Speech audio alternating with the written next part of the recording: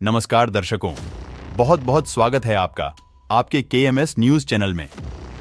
आप जुड़ रहे हैं मध्य प्रदेश की ताजा खबरों से। सर्वप्रथम संपूर्ण देशवासियों को अनंत चतुर्दशी महापर्व की बहुत बहुत बधाई और शुभकामनाएं। अनंत चतुर्दशी के शुभ अवसर पर संपूर्ण देश में हर्षोल्लास का माहौल है। आज हम जानेंगे कि क्या है अनंत चतुर्दशी और क्यों मनाया जाता है। भारत देश में ऐसा माना जाता है कि अनंत चतुर्दशी पर भगवान विष्णु के अनंत स्वरूप की पूजा होती है और हाथ में 14 गांठों वाला धागा, जिसे अनंत माना जाता है, बांधा जाता है। ऐसा करने से मां लक्ष्मी भी प्रसन्न होती है। अनंत चतुर्दशी की पूजा में कथा का पाठ करने का बहुत ही महत्व माना गया है। आइए जानते हैं इस कथा के बारे में। एक बार महाराज युधिष्ठिर ने राजसूय यज्ञ किया और यज्ञ मंडप का निर्माण बहुत ही सुंदर और अद्भुत रूप से किया। उस मंडप में जल की जगह स्थल तो स्थल की जगह जल की भ्रांति होती थी। इससे दुर्योधन एक स्थल को देखकर जल कुंड में जा गिरे।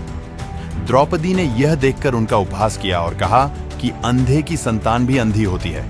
इस कटु वचन से दुर्योधन बहुत आहत हुए और इस अपमान का बदला लेने के लिए उसने युधिष्ठिर को द्युत अर्थात जुआ खेलने के लिए बुलाया और छल से जीतकर पांडवों को 12 वर्ष वनवास दे दिया। वन में रहते उन्हें अनेकों कष्टों को सहना पड़ा। एक दिन वन में भगवान कृष्ण युधिष्ठिर से मिलने आए। युधिष्ठिर ने उन्हें सब हाल बताया और इस विपदा से निकलने का मार्ग भी पूछा। इस पर भगवान कृष्ण ने उन्हें अनंत चतुर्दशी का व्रत करने को कहा और कहा कि इसे करने से खोया हुआ राज्य भी मिल जाएगा। इस वार्तालाप के बाद श्री कृष्ण जी युधिष्ठिर को एक कथा सुनाते हैं। प्राचीन काल में एक ब्राह्मण था, उसकी एक कन्या थी जिसका नाम सुशीला था। जब कन्या बड़ी हुई तो ब्राह्मण ने उसका विवाह कौंडिन्य ऋषि से कर दिया। विवाह पश्चात कौंडिन्य ऋषि अपने आश्रम की ओर चल दिए। रास्ते में रात हो गई, जिससे वह नदी के किनारे आराम करने लगे। सुशीला के पूछने पर उन्होंने अनंत व्रत का महत्व बता दिया। सुशीला ने वहीं व्रत का अनुष्ठान कर 14 गांठों वाला धागा अपने हाथ में बांध लिया। फिर वह पति के पास आ गई। कौंडिन्य ऋषि ने सुशीला के हाथ में बांधे धागे के बारे में पूछा तो सुशीला ने सारी बात बता दी। कौंडिन्य ऋषि सुशीला की बात से अप्रसन्न हो गए, लेकिन उन्होंने सुशीला के हाथ में बंधे धागे को तोड़कर आग में डाल दिया। इससे अनंत भगवान का अपमान हुआ, जिसके परिणाम स्वरूप कौंडिन्य ऋषि की सारी संपत्ति नष्ट हो गई। सुशीला ने इसका कारण धागे का आग में जलाना बताया। पश्चाताप की अग्नि में जलते हुए ऋषि अनंत भगवान की खोज में वन की ओर चले गए। वे भटकते भटकते निराश होकर गिर पड़े और बेहोश हो गए। भगवान अनंत ने उन्हें दर्शन देते हुए कहा कि मेरे अपमान के कारण ही तुम्हारी यह दशा हुई और विपत्तियां आईं, लेकिन तुम्हारे पश्चाताप से मैं तुमसे अब प्रसन्न हूं।